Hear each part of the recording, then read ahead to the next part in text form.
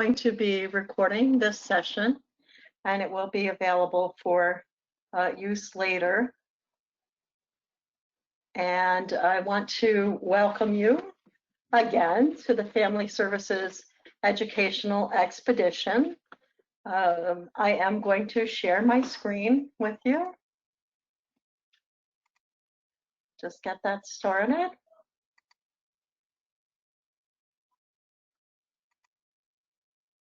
Here we are. I am Cheryl DePaolo, the Program Director of the Ulster Prevention Council, which is a program of family services.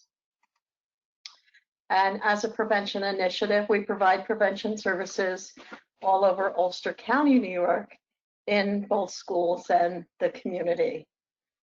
Before we start this session, I just want to give a little bit of a content warning that some of the substances that we will be discussing today are related to, unfortunately, overdose deaths, and also some of them are involved in the facilitation of sexual assault. And so I just want to let you know that those things will be discussed at times during the presentation. Today we're going to be talking about designer drugs. And first we want to talk about what they are, and then we're going to talk very specifically about some of them. So the production of clandestinely synthesized drugs has reemerged as a major worldwide problem. So these are drugs that are illicitly produced with the intent of developing substances that differ slightly from controlled substances in their chemical structure, while retaining their pharmacological effects. So these substances together are commonly known as designer drugs, and they fall into several categories.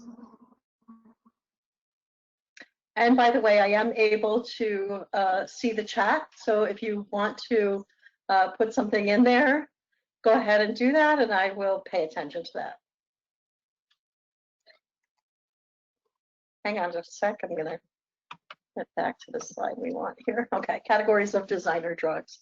So these are some of the things that we're going to be covering today. Categories of designer drugs. We're going to talk about synthetic stimulants that are often referred to as bath salts, even though they have nothing to do with taking a bath. And we're going to talk about specific ones, including flakka and also smiles. We're going to talk about synthetic cannabinoids that include spice, K2, and many other various and sundry brands of synthetic cannabinoids. We're going to talk about synthetic opiates, and synthetic opiates include U47700, which is also known as pink. We'll be talking about fentanyl, and we'll also be talking about gray death or gravel. These are all synthetic opiates. We're going to talk about GHB and Rohypnol, and also hallucinogens, which include LSD, PCP, a drug you may not be aware of that's known as Bromo, and also we'll be talking about MDMA, which is also known as Molly or Ecstasy. And I just want to point out that this picture here of a pill press, a lot of times what these designer drugs are designed to look like something that's actually a legitimate drug. And so pills may be stamped with brand names and so forth, and lots of different ways to make them look as though they are the legal form of a drug, but they are not. So because their chemical structures are different from the drugs they're intended to mimic, designer drugs frequently escape regulation, so it makes it easier to obtain by users.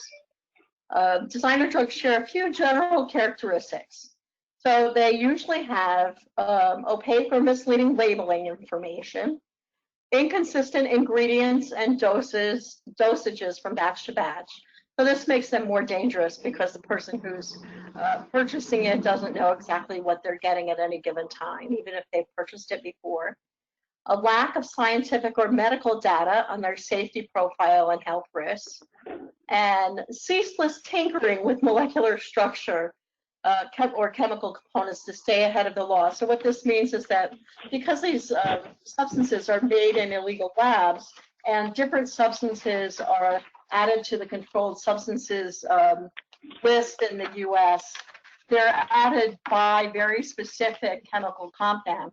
So the chemist will just tinker with it a little bit to make it a little bit different and put it back on the market as something else.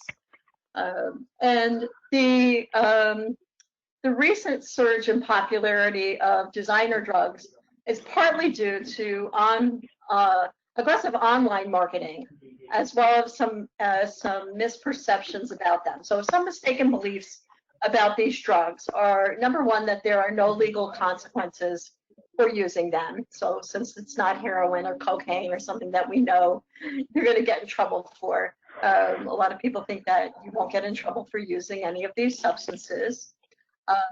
Also that drug screening tests are unable to detect them, which is sometimes true, but not always. And also that they're relatively safe when compared to illicit drugs. And we know that that's not at all true. There are really no safety standards for most of these drugs, and they can be very dangerous. Some people are attracted by the implication that there's no criminal risk. There's been a lot of legislative effort in the US and other countries, especially over the last 5 years, to close legal loopholes exploited by the makers of designer drugs. So the legal status can change very quickly. Designer drugs can also be an attractive choice for individuals who are concerned about being screened for drug use because of the belief that these compounds are undetectable by drug tests. So, for instance, someone who's drug tested at work, or they're on probation or parole, or for some other reason, may turn to some of these substances thinking that they will be able to mask their use. The drug test manufacturers have become much more vigilant in trying to keep pace with the proliferation of these new substances, but there's not really any guarantee of avoiding detection. And sometimes they show, sometimes they don't. Finally, the studies have shown that there's a perception among the general public that legal highs are safer than illicit drugs, and simply because they're legal. And that's dangerous because almost none of these compounds have been tested for safety in humans. And you'll hear me say that a couple of times. Many have been reported to cause dangerous and even deadly effects in some users. For this reason, some researchers and medical experts take issue with the name designer drug or legal high, and they like the term novel psychoactive substance or novel psychoactive drug. So one major reason for the proliferation of designer drugs and legal highs over the last decade is their easy availability. Up until 2012, many of these were easily available in retail outlets such as gas stations, head shops, convenience stores, and adult stores. However, now the exploitation of the internet by both sellers and users is arguably the most important factor behind the rise of these drugs. So internet sales have become such an important source of drugs that specific federal penalties now exist for drug violations that involve the internet. So I'm showing you here just a screen of a particular site, and you can see on the left all the variations they've got of a drug called Eric, which we're not even going to talk about today. There's a long alphabetical listing of substances, but you can see that you can select the drug that you want to get, the dosage, and so forth. Add it to your cart like any other store on the internet and have it shipped to you. Also, among drug consumers, the internet offers a way to share knowledge and experiences about newly emerging designer drugs. And several surveys have shown that the internet is the most popular source of information about recreational drugs. So because of this, awareness and demand for new drugs can spread widely and rapidly. Unfortunately, like Wikipedia and other repositories of crowdsourced information, the information is often biased and potentially inaccurate. And I would encourage you, if you have any interest in this subject at all, to visit the site that I listed on the bottom, arrowwid.com, you'll find yourself in a land that you probably did not expect to find yourself in. It is users of all different kinds of drugs talking about their various experiences, both bad and good, how their trip went, where they got what they got, how much, how often, and lots of user shared information about all different kinds of drugs, not just designer drugs. So we're going to talk first about bath salts, and there are several varieties. And as I said, there's no bath going on with the bath salts. These things are not sold for that purpose. They acquired that name because it was kind of used as a euphemism to sell the products in a way that looked like they were legal products. Someone just needs to mute their microphone. We can hear you in the background. So 3 different substances that can be found in bath salts. The first one is cathinone. And if you were on the call when we talked about khat last week, most cathinone is a chemical that's found in the leaves and twigs of the khat plant that you can see here from Eastern Africa. And it's usually a plant that's chewed for its effects. And so the reformulation to make kind of a pill that's found out of an illegal laboratory would be a reformulation of cathinone. Mephedrone is another one, and it's also known as 4-methyl-methcathinone, or 4-MMC. It's a synthetic stimulant drug of the amphetamine and cathinone classes. So some slang words. I feel a little silly when I list the slang words for different drugs, but some slang names for mephedrone are drone, MCAT, and also meow meow. So if you've heard of meow meow at all, it's this particular form of bath salt, and sometimes you'll see that on a package. Mephedrone is chemically similar to cathinone compounds. And then we have MDPV, and this is a psychoactive drug with stimulant properties. And let me see if I can say it. I've been practicing saying this because it's just such a long, this is one word, methylene dioxide pyrovalerone. And MDPV has 4 times the potency of Ritalin. So it's a psychoactive drug that has stimulant properties that can be found in bath salts. So synthetic cathinones are central nervous stimulants, and they're designed to mimic the effects similar to those seen in khat, but also cocaine, methamphetamine, and MDMA, or ecstasy. These substances are often marketed as bath salts, but also as research chemicals, plant food, glass cleaner. They're usually labeled not for human consumption in order to circumvent application of the Controlled Substance Analog Enforcement Act. So you can see some of the more popular ones here. Ivory Wave was very popular, Ivory Pure, Ivory Coast, Purple Wave, Vanilla Sky, but you'll also see that we've got some mephedrone here, some plant food, and my favorite, Charlie Sheen brand bath powder, just what you would want to find in your bathtub. But they're usually labeled not for human consumption. And marketing attempts to hide the true reason for the product's existence, which is to distribute a psychoactive or stimulant substance of use. So synthetic cathinones are usually manufactured in East Asia, and they're distributed at wholesale levels throughout Europe, North America, Australia, and other parts of the world.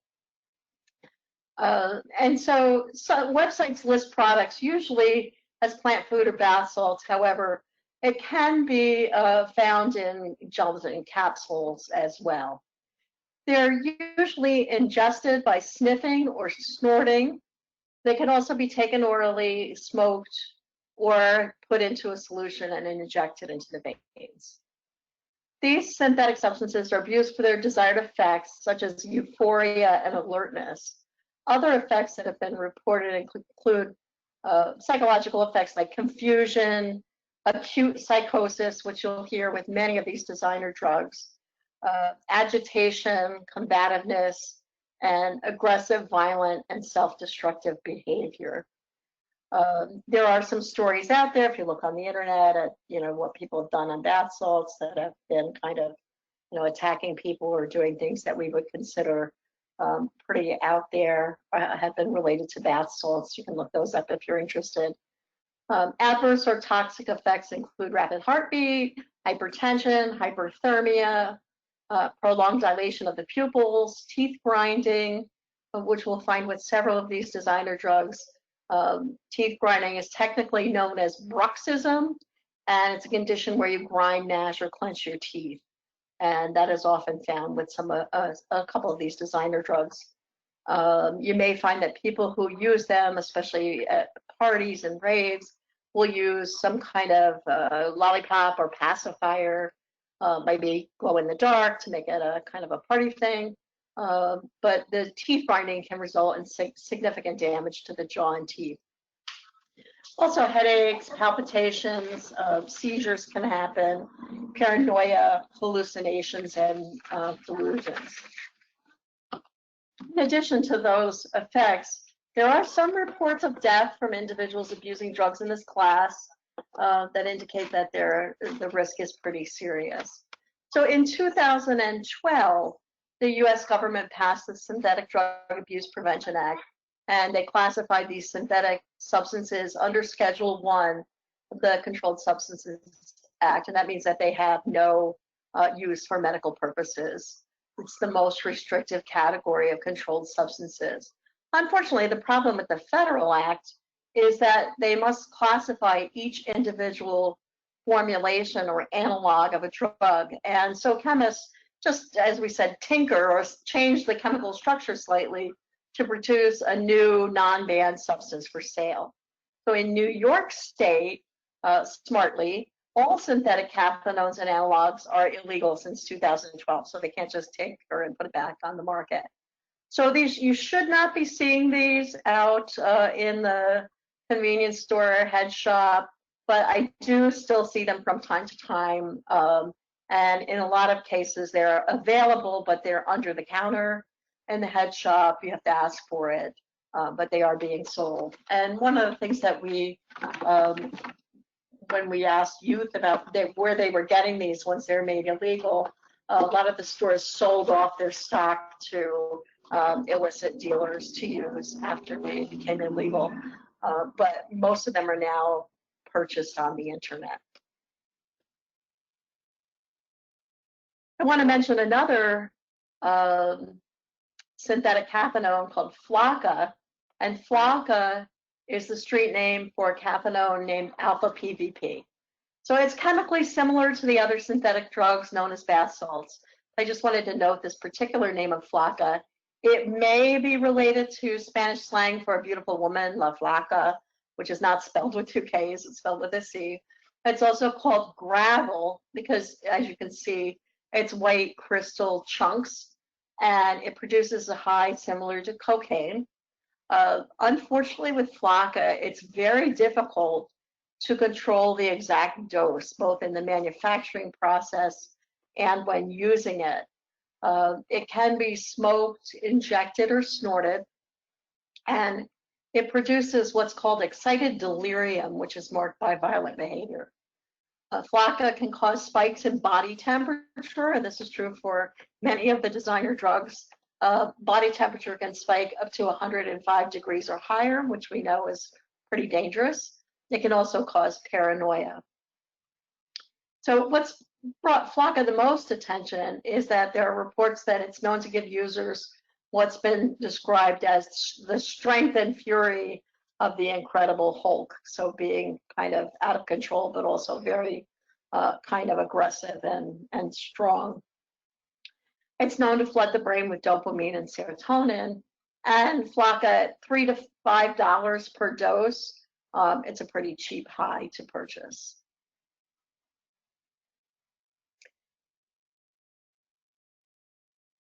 There's another synthetic cathinone that is a different formulation called 2CI. It's also known as N-bomb, but it's called Smiles. And this one really is a misnomer because it's dangerously unpredictable. It's caused users to inflict harm on themselves and others, and even to take their own lives. Users are highly likely to do things that put themselves and others in danger. Also with smiles, there's a high risk of overdose. It combines both a hallucinogen and a stimulant. And this is a Schedule I drug that's been put on the ban list, illegal under all circumstances.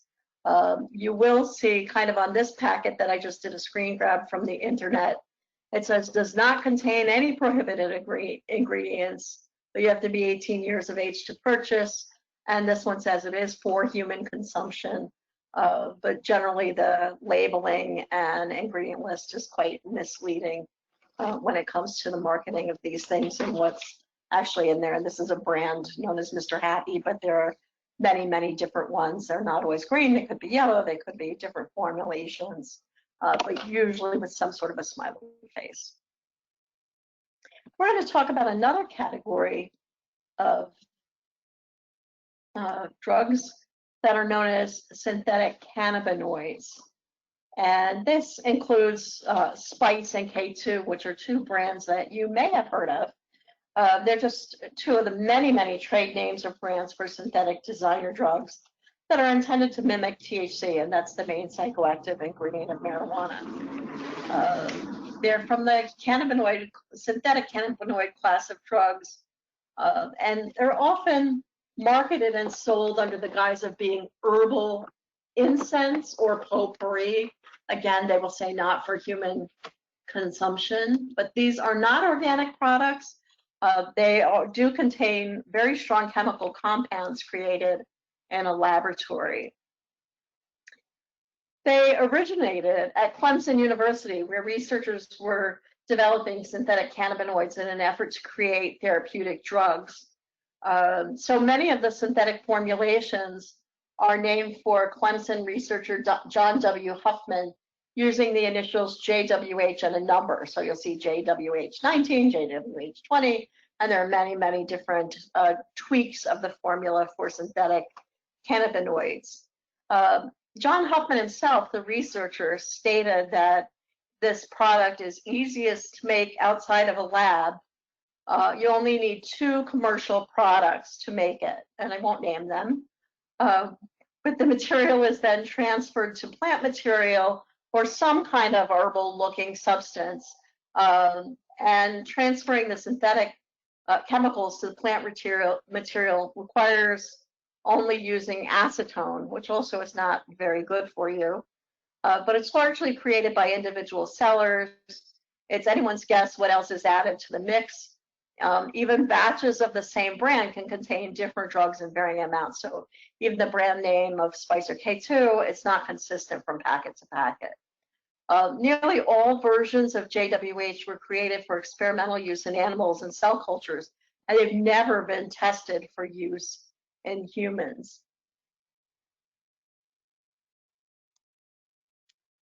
So John W. Huffman, again, we're quoting from Clemson University, said, it's like a Russian roulette to use these drugs. We don't know a darn thing about them for real. And he's the guy that knows the most about them. But since 2009, law enforcement has encountered hundreds of different synthetic cannabinoids that are being sold as legal alternatives to marijuana. They're abused for their psychoactive properties and packaged without information about their health and safety risks. So the vast majority are manufactured in Asia without manufacturing requirements or quality control standards, and they're smuggled into the US typically as misbranded imports, and have no legitimate medical or industrial use. Some of the names, other names for Spice, K2, street names and packet names are Blaze, Paradise, Demon, Black Magic, Mr. Nice Guy, Ninja, Dream, Genie, Smoke, Skunk, goes on and on, Serenity, Yucatan, Fire, Crazy Clown. And the chemical compounds are generally found in bulk powder form. Then they're dissolved in solvents such as acetone and then applied to the dry plant material. So you can imagine somebody in the States gets a big shipment of this bulk powder, and they mix it with acetone, and then they lay this whatever herbal product they choose, kind of usually on a concrete floor, like a basement or a garage, and spray it with these chemicals and acetone. and then they package it in the smaller packages for retail distribution. Again, there's no pharmaceutical grade chemical purity standard, there's no accepted medical use. They ignore any control mechanism to prevent contamination. Sometimes there are things like rat droppings and anything that you can imagine you would find on a basement or garage floor. So there's no consistent uniform concentration of the drugs in each package, so you just don't know what you're getting. The bulk powder can also be dissolved in a solution intended to be used in e-cigarettes and other vaping devices. The most common route of administration, though, it's usually used by smoking, using a pipe, a water pipe, or rolling the drug-laced plant material in cigarette papers. And so as a synthetic cannabinoid, usually it's someone who would be using it supposedly as a substitute for marijuana or THC. Severe adverse effects attributed to synthetic cannabinoids: agitation, anxiety, seizures, stroke, coma, death by heart attack or organ failure, acute kidney injury requiring hospitalization and dialysis, and several patients were reported also by the CDC. They're much more potent, really, than marijuana or THC, and they cause side effects that are more severe than those reported from THC.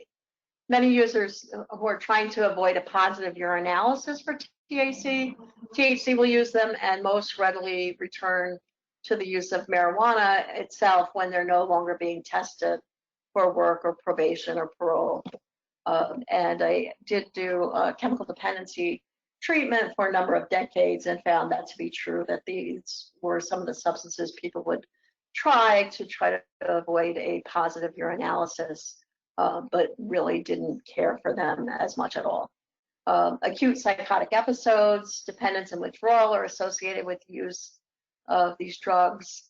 Some people have suffered from intense hallucinations, and other effects include severe agitation, disorganized thoughts, paranoid delusions, and committing violence after smoking them. So state public health and poison centers have issued warnings in response to the adverse health effects, including elevated heart rates, elevated blood pressure, becoming unconscious, tremors, seizures, vomiting, hallucinations, agitation, and they have no accepted medical use. Currently, there are 43 that are specifically listed as Schedule I substances under the Controlled Substances Act, either through legislation or regulatory action, and these are also illegal, and all of their analogs are illegal in New York, so they can't just make a new formulation and it becomes legal again. If you have any questions about any of these, just post them in the chat. We're going to move to a new category of drugs, synthetic opiates. And so I debated a little bit about including this in designer drugs, but I think that it's important to talk about these in as many different ways as we can. Natural opioids are naturally occurring substances that are extracted from the seed pod of certain varieties of poppy plants. And synthetic opioids are substances that are synthesized in a laboratory. They act on the same targets in the brain as natural opioids like morphine and codeine to produce pain relief effects. Some of them, such as fentanyl and methadone, have been approved for some medical use. Clandestinely produced synthetic opioids related to fentanyl were trafficked and abused on the West Coast in the 70s and 1980s, and the DEA controlled several of them.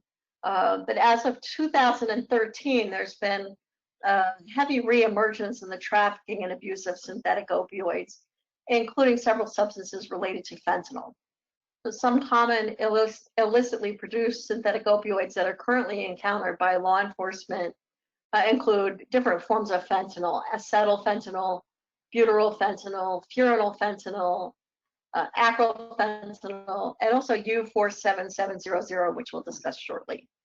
Synthetic opioids are believed to be synthesized abroad for the most part and then imported into the United States. And these have been encountered in powder form, and law enforcement identifies them when they're testing various things that they think are probably heroin, but they will detect it on bottle caps and spoons and in glassine bags and on digital scales and so forth. And that demonstrates that they are abundant as replacements for other opioids or cutting agents for heroin and other opioids. They're also encountered as tablets, which mimic legitimate pharmaceutical opioid products. So for instance, fentanyl, which is a drug that's approved for pain relief, generally, it's a very strong painkiller. So generally it's used for end-stage cancer, very painful conditions. So this can be found on the street, and people will think that they're buying the legal street version because it will look like the legal version, but usually they're fake. Many of these illicitly produced opioids are more potent than morphine and heroin, and they have more potential to result in a fatal overdose. So you can see here the amount of heroin that and the amount of fentanyl that's equal to that, and then the amount of carfentanil, which is that, if you can see that one little kind of grain of salt in there. Carfentanil is a synthetic opioid that is a large animal tranquilizer. It's generally used in zoos, and it's used to sedate, for instance, an elephant or a hippopotamus so that they can do surgery. And the reason that it's being found in the population is that it is a pretty cheap recipe to make synthetic fentanyl or carfentanil, and so it's a cheap way to mix it into other drugs and make a very, very strong drug. Fentanyl is about 100 times more potent than morphine, 50 times more potent than heroin. And fentanyl is legally manufactured and distributed. Legal fentanyl products are diverted by theft, fraudulent prescriptions, illicit distribution by patients, physicians, and pharmacists. But clandestinely produced fentanyl is also found either as powder, counterfeit tablets, and it's sold alone or in combination with other drugs such as heroin or cocaine. So we find that our rates of overdose are increasing, and we know that fentanyl patches are abused by removing the gel content and then injecting them or ingesting them. Patches have also been frozen, cut into pieces, and put under the tongue or in the cheek cavity. Fentanyl is sold alone or in combination with other drugs. So fentanyl is a Schedule II narcotic, which means it does have some legal use. There is a prescription version, but we're talking here about illicitly made fentanyl. The reason that this is so important is that if we look at national drug overdose deaths among all ages, if we start looking kind of at 2011 through 2018, fatal overdoses associated with abuse of fentanyl and fentanyl analogs increased. So in 2011 and 2012, there were about 2,600 drug overdose deaths each year attributed to synthetic opiate analogs. And then they started to increase dramatically each year. And so that we see in 2018, 31,335 deaths as opposed to 2,600 just a short time ago. So it's important to continue to raise awareness of this. There are now, we've been doing a lot of Narcan training, and a lot of people who provide Narcan, which is a drug that will reverse an opiate overdose, are also handing out to people who use drugs fentanyl test strips. So these are available if you know someone or have a client, a family member who uses opiates. They may be interested in fentanyl test strips to make sure that what they're getting does not contain fentanyl, and it is very helpful in saving lives. There's another synthetic opiate called pink, or U47700. On the street, it's known as Pinky Pink U4. And this is another drug that was created in the lab by a 20th century pharmaceutical company. This one is the giant Upjohn made this substance. It is 7.5 times more potent than morphine, and it was intended to treat severe pain associated with cancer, surgery, or injuries, but it was never tested on humans, and it ended up being relegated to research. Over 80 deaths have been identified, including the overdose death of Prince, which was caused by a cocktail that included both fentanyl and U47700. So this is a potent synthetic opioid medication that's now developed as a dangerous designer drug. Even small doses can be very toxic or even deadly, and importation into the US is primarily from clandestine chemical labs in China. We talk about these chemical labs in other countries. We're not talking about a big clean lab. We may be talking about something in someone's living room or spare room, or we don't picture something that's a clean scientific setting. It's been seized by law officials on the streets in powder form and as tablets, and typically it's white or light pinkish kind of chalky powder. It has been sold in glassine bags stamped with logos similar to heroin, in envelopes, little tiny envelopes, or knotted corners of plastic bags, the way that heroin is sold. But usually it'll be labeled also not for human consumption, or sometimes it will say for research purposes only, probably in an effort to avoid legal detection.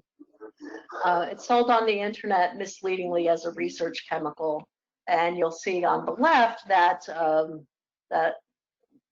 is an ad for a product to buy. It's showing an email address where you can obtain this particular batch of the drug, and online right now it's roughly about $30 a gram.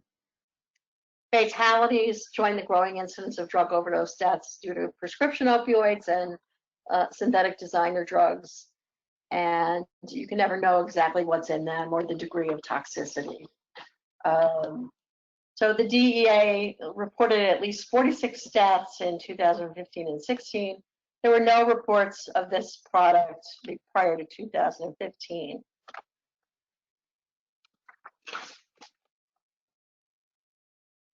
So although this drug was never commercially made available, the patent and chemical details remain available, and the product can't ever be assured.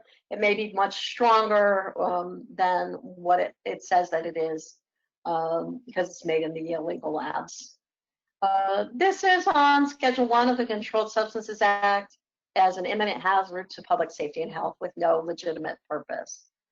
Pink users report similar feelings to the effects of opioids: euphoria, feeling high, sedation, relaxation, numbness, severe, possibly fatal respiratory depression, pinpoint pupils, constipation, which is pretty common with opioids, itching, tolerance, dependence, and addiction, and seizures and psychosis.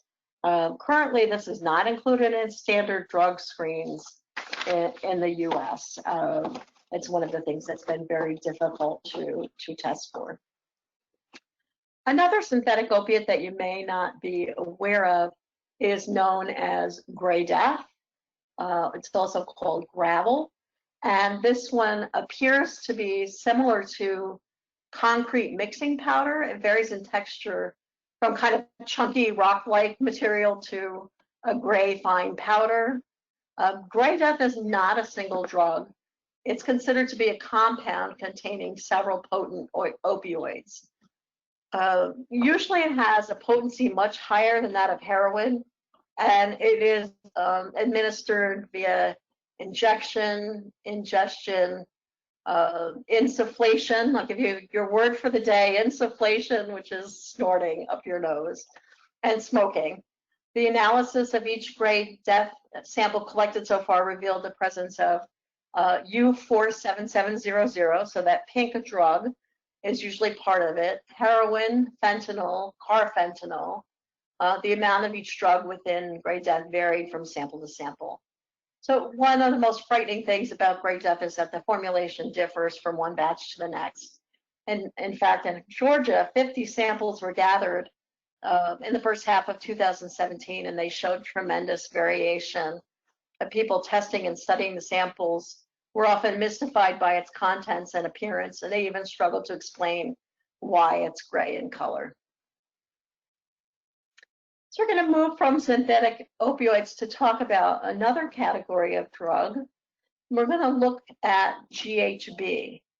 And GHB is gamma hydroxybutyric acid, and it is another name for the generic drug sodium oxybate. There is a prescription drug called Xyrem, which is prescription GHB, that is an FDA-approved prescription medication. It's approved as a treatment to improve daytime sleepiness and muscle weakness associated with narcolepsy, which is a disorder marked by sudden unexplained fatigue, napping, falling asleep throughout the day.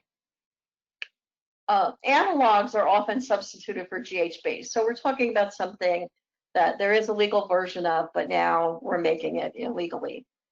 Some analogs are GBL, which is gamma butyrolactone, and BD, which is 1,4-butadiol. These analogs are available legally as industrial solvents. They're used to produce polyurethane, pesticides, elastic fibers, pharmaceuticals, coatings on metal or plastic, and other products. They're also sold illicitly as supplements for bodybuilding, fat loss, reversal of baldness, improved eyesight, and to combat aging, depression, drug addiction, and insomnia. So lots of different claims. GBL and BD are sold as fish tank cleaner, ink stain remover, ink cartridge cleaner, and nail enamel remover for about $100 a bottle, which is much more expensive than those actual products would be. Attempts to identify the abuse of GHB analogs are hampered by the fact that routine toxicological screens don't detect the presence of these analogs. So it's produced illegally in both domestic and foreign clandestine labs. The major source of GHB on the street is through clandestine synthesis by local operators. At bars or rave parties, GHB is typically sold in liquid form by the capful or by the swig for $5 to $25 per cap. Some other street names for GHB are Easy Lay, G, Georgia Homeboy, Goop, Grievous Bodily Harm, Liquid Ecstasy, Liquid X, and Scoop. But it isn't the drug that we know as Ecstasy, which is actually MDMA. GHB is usually sold as a liquid or white powder, and it's dissolved in a liquid such as water, juice, or alcohol. GHB dissolved in liquid is often packaged in small vials or small water bottles. And in liquid form, it's clear and colorless and slightly salty in taste. GHB and its analogs are used for their euphoric and calming effects, and because some people believe that they build muscles and cause weight loss. They're misused for their ability to increase libido, passivity, to cause amnesia.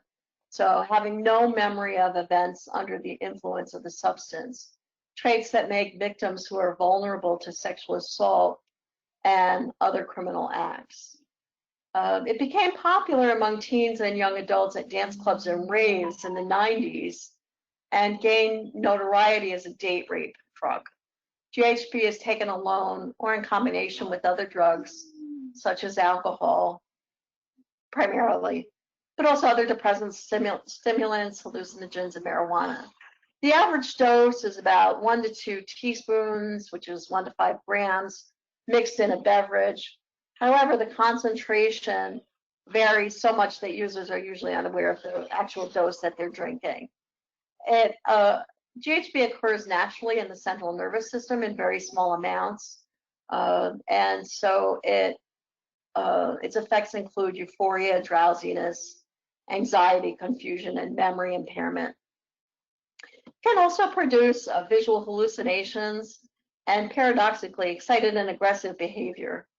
And it greatly increases the CNS depressant effects of alcohol or other depressants. So very dangerous when mixed with alcohol or another depressant. GHB takes effect in 15 to 30 minutes, and the effect lasts 3 to 6 hours. So low doses produce nausea, and high doses, it can result in unconsciousness, seizures, slow heart rate, greatly slowed breathing, lower body temperature, nausea, vomiting, coma, and death.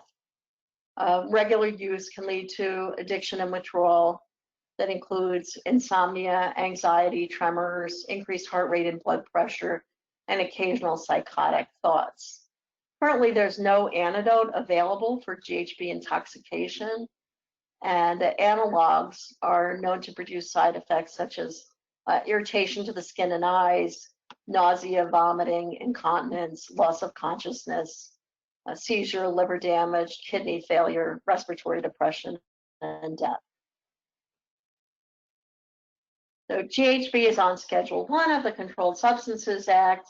However, when sold as the FDA-approved GHB product, Xyrem, it's Schedule 3, one of several drugs that are listed in multiple schedules.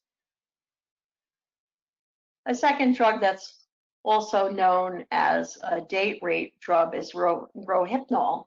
Rohypnol is a trade name for flunitrazepam, which is a central nervous system depressant that belongs to the class of drugs known as benzodiazepines. So this would include things like Valium and Klonopin and so forth.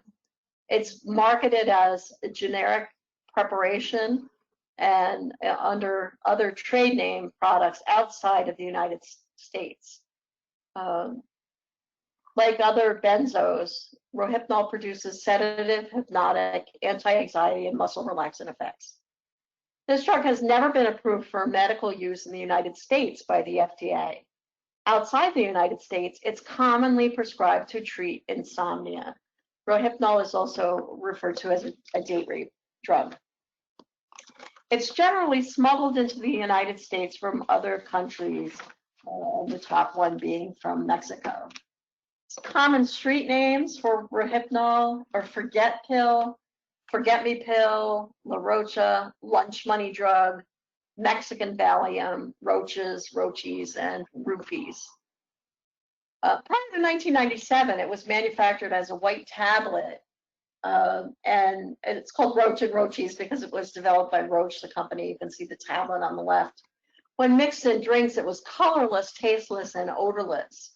In 1997, the manufacturer responded to concerns about the drug's role in sexual assaults by reformulating the drug. So true Rohypnol is now manufactured as an oblong olive green tablet that you can see here with a speckled blue core so that when it's dissolved in light colored drinks, it will dye the liquid blue. However, the generic versions of the drug are not going to contain blue dye. It can be swallowed whole, crushed, or snorted, or dissolved in liquid. Sometimes adolescents have used Rohypnol to produce a euphoric effect, often described as a high, and they report reduced inhibitions and impaired judgment. It's also used in combination with alcohol to produce an exaggerated intoxication. Sometimes it's used with cocaine to relieve the side effects of irritability and agitation associated with cocaine binges. It's also misused to incapacitate victims targeted for sexual assault. So when it's placed in the alcoholic drink of an unsuspecting victim, it will prevent resistance to sexual assault and leave the victim unaware of what has happened to them. So high doses can cause severe sedation, unconsciousness, slow heart rate, and suppression of respiration that may be sufficient to result in death. And Rohypnol is a Schedule 4 substance, which means that it is marketed in other countries, but penalties in the United States are the same as a Schedule I drug. We're going to move on to hallucinogens. Hallucinogens are found in plants and fungi, so they can be a natural substance, but we're going to talk about the ones that are synthetically produced. Common street names are acid, blotter, cubes. If you look at the middle picture, the blue square format, always they look like very uncomfortable contact lenses to me. They're called window panes, and that is a variety of LSD. Also, mushrooms and shrooms are included in this category, although they're not produced in the lab. One of the things that happens with these hallucinogens is that they create perceptual distortions. So psychic effects include distortions of thought associated with time and space. Forms and colors seem to change and take on new significance. And there's also this syndrome called hallucinogen persisting perception disorder, or flashbacks. That can include fragmentary recurrence of certain aspects of the drug experience in the absence of actually taking the drug. So LSD deaths are extremely rare. Generally, they're related to suicides, accidents, and dangerous behavior, or inadvertently eating poisonous plant material. LSD comes from a fungus that grows on rye, but it's produced in clandestine laboratories, mainly in the United States. And it has a slightly bitter taste. Usually it's used on saturated kind of absorbent paper called blotter paper, divided into small squares, typically imprinted with colorful graphic designs, with each square representing one dose. And the physical effects include dilated pupils, higher body temperature, increased heart rate and blood pressure, sweating, loss of appetite, and the ability to make sound judgments and see common dangers is impaired, making the user susceptible to personal injury. Another hallucinogen that's very popular is PCP. It has a lot of names: angel dust, boat, hog, whack, ozone, peace pill, embalming fluid. By the way, it is not embalming fluid. It's not the same thing. It's just a nickname. Rocket fuel, supergrass, wacko tobacco, killer joints refer to PCP combined with marijuana. This is phencyclidine. It's a mind-altering drug that may lead to hallucinations, and it's considered a dissociative drug that leads to a distortion of sights, colors, sounds of the self, and also one's environment. PCP was developed in the 50s, but due to the serious neurotoxic side effects, its development for human medical use was discontinued, and ketamine was developed instead. It's structurally similar to PCP. In its purest form, it's a powder that dissolves in water or alcohol and has a distinctive bitter chemical taste. On the illicit drug market, it contains a number of contaminants causing the color to range from light to darker brown, with a powdery to a gummy mass consistency. Smoking is the most common route when used recreationally. The liquid form is actually PCP base, often dissolved in ether, which is a highly flammable solvent. For smoking, PCP is typically sprayed onto leafy materials such as mint, parsley, oregano, or marijuana. It can also be injected, and the effects can last for 4 to 6 hours. Many believe PCP to be one of the most dangerous drugs of abuse. A moderate amount often causes users to feel detached, distant, and estranged from their surroundings, loss of coordination, slurred speech, and also sometimes a sense of strength and invulnerability. Exaggerated gait is observable, sometimes hallucinations, image distortion, mood disorders, and amnesia may occur. But acute anxiety and a feeling of impending doom, paranoia, violent hostility, a psychosis indistinguishable from schizophrenia at times. So this is a drug that we have a lot of concerns about, and it is also very difficult to stop, as people who try to stop experience drug cravings, increased appetite, headaches, sleepiness, depression, and sweating. There are no specific treatments approved for PCP abuse. I'm going to mention a hallucinogen known as Bromo, which you may not be as aware of. It's also known as fly or dragonfly because its chemical structure, if you can kind of use your imagination a little bit, looks kind of like a dragonfly. Well, this one is not yet on the controlled list, but scientists are increasingly alarmed about the excessively powerful effects and violent nature of the known fatalities from Bromo. Producing this substance takes an extremely complex lab process with significant dangers of accidental tainting, and the amounts are extremely difficult to measure accurately. So this can cause a lot of variance in the drug that's involved.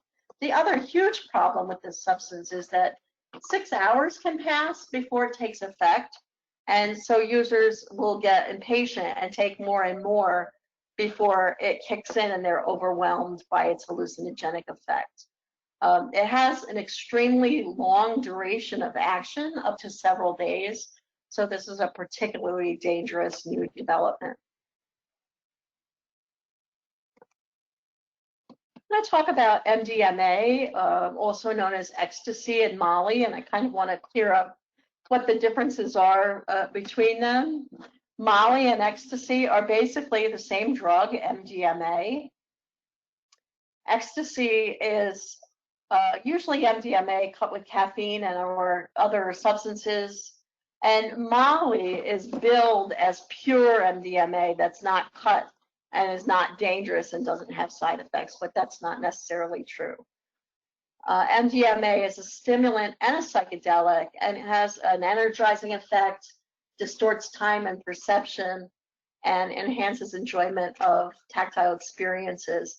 So adolescents and young adults typically use it to reduce inhibitions and to promote feelings of euphoria, closeness, empathy, and sexuality.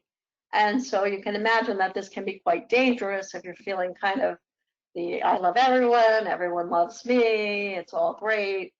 You can put yourself into some very difficult and dangerous situations when you're having those feelings. In addition, there are some other drugs that are similar to MDMA, like MDA, PMA. They're often sold as ecstasy, which can lead to overdose and death. It's a synthetic chemical made in labs. Seized MDMA in the US is primarily manufactured and smuggled across US borders from labs in Canada and to a lesser extent the Netherlands. A small number of labs have also been identified operating in the US.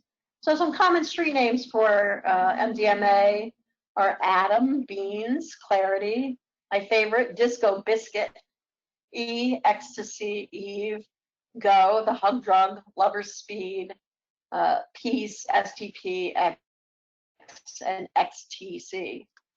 That's sold in tablets in many colors with a variety of logos to attract youth, and they create brand names for users to seek out so that they can sell their product. Its users usually take MDMA by stacking, which is taking 3 or more tablets at once, or by piggybacking, which is taking a series of tablets over a short period of time. One trend is candy flipping, which is using MDMA and LSD at the same time. It's rarely used alone. It's common for users to mix MDMA with other substances such as alcohol and marijuana. And it mainly affects the brain cells that use the chemical serotonin to communicate with each other. So serotonin helps to regulate mood, aggression, sexual activity, sleep, and sensitivity to pain. Studies suggest that MDMA causes long-term damage to the serotonin system, so problems with memory and learning, but also, ironically, the inability to feel pleasure without the drug, and this can be a long-term effect that's quite damaging. Some unwanted effects include confusion, anxiety, and depression, paranoia, sleep problems, drug cravings, and this drug lasts about 4 to 6 hours. And again, one of the notes with MDMA is bruxism, which is teeth grinding, which can cause quite a bit of dental damage and may lead people to, have something in their mouth when they use it to combat the teeth clenching. Another really significant effect is severe dehydration that can result from the combination of the drug's effects and crowded and hot conditions where it's taken. And it can interfere with the body's ability to regulate temperature. So this can cause liver, kidney, and cardiovascular system failure and death. It's a Schedule I drug banned for all use. So just a couple of general warning signs of use of designer drugs. They may be detected first as part of kind of a routine physical and mental status exam. But some signs are raised body temperature, seizures, red eyes, hallucinations, and teeth grinding. Other signs that might indicate possible use: presence of paraphernalia like pipes and rolling papers, perfume or cologne that's used to mask the smell of smoke, and also finding any kind of foil packaging or packages from out of the country, from China, India, that are labeled not for human consumption. Additionally, heavy designer drug users can show signs of substance dependence, substance use disorders, including sudden change in friends, loss of interest in previously enjoyable activities, money problems, becoming angry when asked about drug use, difficulties at school or work. There can be withdrawal syndromes with some of these drugs, especially the synthetic cannabinoids, headaches, vomiting. They're not life-threatening. They can usually be treated with anti-nausea medication and IV fluids. Some common interventions. So treatment of designer drug disorders present a couple of unique difficulties for mental health professionals and substance use disorder professionals. But substance use disorder is involved when the person compulsively uses the substance despite negative impact on their life. And each individual designer drug has existed for such a short period of time that there's very little data about the best treatment strategies, especially long term. Many of the drugs are used, young people use multiple different designer drugs, and those groups tend to have less successful outcomes in drug treatment programs. Many also have kind of an intermittent rather than a continuous pattern of use, so they're less likely to recognize drug use as a problem. Common interventions used in many inpatient and outpatient drug treatment facilities include cognitive behavioral therapy, group and individual counseling, support group participation, and also education, learning new coping mechanisms as well as relapse prevention strategies. That's going to wrap it up for today, and I'll stick around to answer any questions. I posted my email for any questions or comments regarding the workshop, and we hope to see you soon for another topic on the Family Services Educational Expedition.